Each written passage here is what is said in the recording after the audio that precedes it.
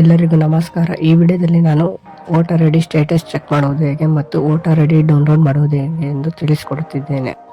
Video start ಮಾಡೋಕ್ಕಿಂತ ಮುಂಚೆ ಯಾರೆಲ್ಲ ಸಬ್ಸ್ಕ್ರೈಬ್ ಆಗ್ತಿರೋ ವಿಡಿಯೋ ನೋಡ್ತಾ ಇದ್ದೀರೋ ಎಲ್ಲರೂ ಸಬ್ಸ್ಕ್ರೈಬ್ ಆಗಿ. ಮೊದಲು ವೋಟರ್ ಐಡಿ ವೆಬ್ಸೈಟ್ಗೆ ಲಾಗಿನ್ ಆಗಬೇಕು.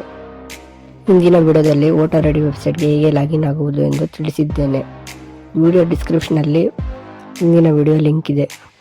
ವೋಟರ್ ಐಡಿ ವೆಬ್ಸೈಟ್ಗೆ ಲಾಗಿನ್ ಆದ ಮೇಲೆ ಇಲ್ಲಿ ಸರ್ವಿಸ್ ಅಂತಿದೆಯಲ್ಲ, ಅದರ ಕೆಳಗಡೆ ಟ್ರ್ಯಾಕ್ ಅಪ್ಲಿಕೇಶನ್ ಸ್ಟೇಟಸ್ ಅದರ ಮೇಲೆ ಕ್ಲಿಕ್ ಮಾಡಿ.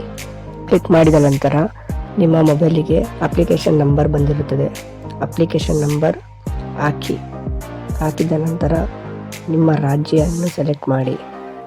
ಸೆಲೆಕ್ಟ್ ಮಾಡಿದ ನಂತರ ಸಬ್ಮಿಟ್ ಮೇಲೆ ಕ್ಲಿಕ್ ಮಾಡಿ. ಸಬ್ಮಿಟ್ ಮೇಲೆ ಕ್ಲಿಕ್ ಮಾಡಿದ ನಂತರ ಈ ಥರ ಬರುತ್ತದೆ. ಬಂದ ನಂತರ ಇಲ್ಲಿ ಸ್ಲೇಡ್ ಮಾಡಿದ ನಂತರ ಸಬ್ಮಿಟೆಡ್ ಡೇಟ್, ಕರೆಕ್ಟ್ ಸ್ಟೇಟಸ್, ಇಲ್ಲಿ ಆರೋ ಮಾರ್ಕ್ ಇರುತ್ತಲ್ಲ, ಆರೋ ಮಾರ್ಕ್ ಮೇಲೆ ಕ್ಲಿಕ್ ಮಾಡಿ. ಮಾಡಿದ ನಂತರ ನಿಮ್ಮ ಅಪ್ಲಿಕೇಶನ್ ಸ್ಟೇಟಸ್ ಯಾವ ಸ್ಥಿತಿಯಲ್ಲಿದೆ ಎಂದು ತಿಳಿಯಬಹುದು. ನಿಮ್ಮ ವೋಟರ್ ಐ ಡಿ ಅಪ್ರೂವ್ ಆಗಿದ್ದರೆ ಇಲ್ಲಿ ಆಕ್ಸೆಪ್ಟೆಡ್ ಅಂತ ಬಂದು ನಿಮ್ಮ ವೋಟರ್ ಐ ಡಿ ನಂಬರ್ ಬಂದಿರುತ್ತದೆ. ವೋಟರ್ ಐ ಡಿ ನಂಬರನ್ನು ಕಾಪಿ ಮಾಡಿಕೊಳ್ಳಿ. ಕಾಪಿ ಮಾಡಿದ ನಂತರ ಬ್ಯಾಕ್ ಬಂದು ಇಲ್ಲಿ ಈ ಎಪಿಕ್ ಡೌನ್ಲೋಡ್ ಅಂತಿದೆಯಲ್ಲ, ಅದರ ಮೇಲೆ ಕ್ಲಿಕ್ ಮಾಡಿ.